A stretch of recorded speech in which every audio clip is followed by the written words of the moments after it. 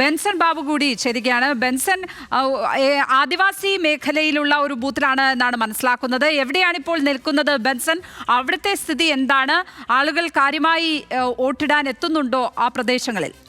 സേതുലക്ഷ്മി, ഞാനിപ്പോൾ ഉള്ളത് നെടുങ്കയം വനമേഖലയിലാണ്. ഇവിടെ ഒരു ബൂത്തിലാണ് നമ്മളിപ്പോൾ ഉള്ളത്. ഇവിടുത്തെ ഒരു അമ്യൂണിറ്റി സെന്ററിലാണ് ഇവിടെ വോട്ട് ചെയ്യാനുള്ള സജ്ജീകരണങ്ങൾ ഒരുക്കിയിട്ടുള്ളത്. 471 വോട്ടർമാരുള്ള ഒരു മേഖലയാണ്. ഇവിടെ ഈ ചോലനായ്ക്കർ വിഭാഗത്തിൽപ്പെട്ട ആളുകൾ ഉൾപ്പെടെ വോട്ട് ചെയ്യാനെത്തുന്ന പ്രദേശമാണ്. ചേട്ടാ, വോട്ട് ചെയ്തായിരുന്നോ?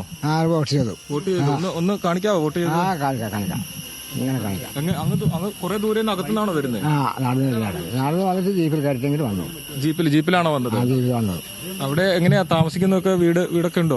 ഇല്ല, ഞങ്ങളൊക്കെ ഷീറ്റ് കെട്ടി അവിടെയാണോ താമസിക്കുന്നത്? അവിടേക്ക് ഈ വോട്ട് ചോദിച്ച സ്ഥാനാർത്ഥികളൊക്കെ വന്നായിരുന്നോ? ഇല്ല, ഞങ്ങളടുത്ത് വന്നിട്ടില്ല. കുറെ ദൂരെ വരുന്നത്? ദൂരം അടുത്തുനിന്നല്ല, ഞങ്ങൾ കുറെ മുകളിലാണ്. എത്ര ആളുകൾ വന്നിട്ടുണ്ട് വോട്ട് ചെയ്യാനായിട്ട്? 8 ആളെ വന്നിട്ടുള്ളൂ. അവരിൽ ഇനി കൂടുതൽ ആളുകൾ വരാനുണ്ടോ ഇങ്ങോട്ടേക്ക്?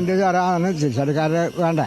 ആണില്ല, അതുകൊണ്ടാണ് പറയാത്തത്. എന്നാൽ കുറെ വലിയൊക്കെ ചെക്കന്മാരൊക്കെ ഉണ്ട് വരാൻ ആളുകളുണ്ട്, പക്ഷേ വരാൻ സൗകര്യം ഇല്ലാത്തത് കൊണ്ടാണ് വരാൻ പറ്റാത്തത്. എന്നാ വരും. അപ്പൊ നമ്മളിപ്പം ജീപ്പിനാണ് വന്നത്. ഞങ്ങൾ ജീപ്പിൽ വന്നതാ. 8 പേര്. നമ്മൾ ഈ വീടിന്റെ കാര്യമൊക്കെ എങ്ങനെ ബന്ധപ്പെട്ടവരോടൊക്കെ പറഞ്ഞിരുന്നോ?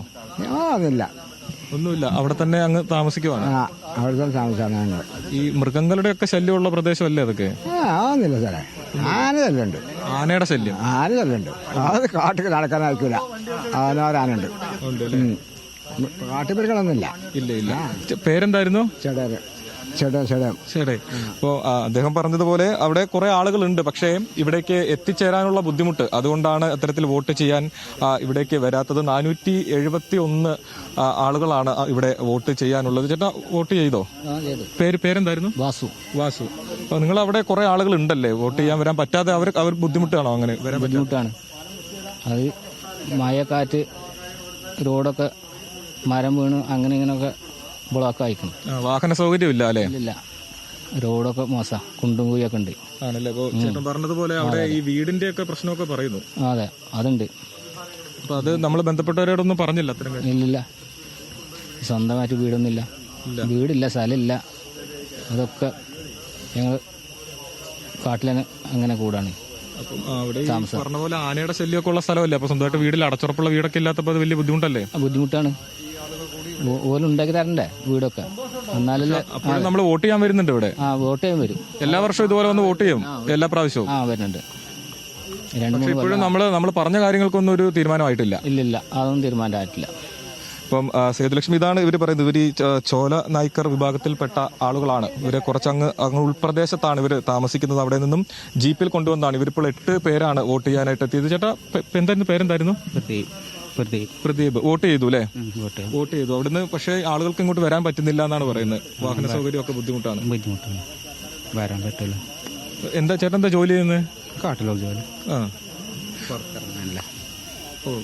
തീർച്ചയായും ബെൻസൺ അവിടെ നിന്നും പങ്കുവയ്ക്കുന്ന വിവരങ്ങൾ വളരെ പ്രധാനപ്പെട്ടത് തന്നെയാണ്. ഒരു വാശിയേറിയ ഉപതെരഞ്ഞെടുപ്പ് നടക്കുമ്പോഴും ആ പ്രദേശങ്ങളിലേക്ക് ആരും വോട്ട് ചോദിച്ചെത്തിയില്ല എന്നാണ് ആ മനുഷ്യർ പറയുന്നത്. മാത്രമല്ല, അവർ അവരുടെ ജീവിത സാഹചര്യങ്ങളെ കുറിച്ച് കൂടി പറയുന്നുണ്ട്.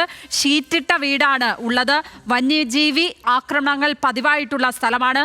പക്ഷേ അതിനെയൊന്നും കുറിച്ച് അത്യന്തം രോഷത്തോടെ സംസാരിക്കുന്ന ഒരു പ്രകൃതമല്ല അവരുടേത്. പക്ഷേ ആ യാഥാർത്ഥ്യങ്ങൾ, ആ വാക്കുകളിൽ നിന്ന് ഏതായാലും നമുക്ക് മനസ്സിലാകുന്നുണ്ട് എന്നുള്ളതാണ്. ആരും വോട്ട് ചോദിച്ചു പോലും അവിടെ എത്തിയില്ല എന്ന് ആ മനുഷ്യർ പറയുകയാണ്. ബെൻസനാണ് ആ വിവരങ്ങൾ, വളരെ വളരെ പ്രധാനപ്പെട്ട കാഴ്ചകളും സൗണ്ട് ബൈറ്റുമാണ് ഇപ്പോൾ നമ്മൾ പ്രേക്ഷകരിലേക്ക് എത്തിച്ചത് എന്ന് പറയാതെ വയ്യ.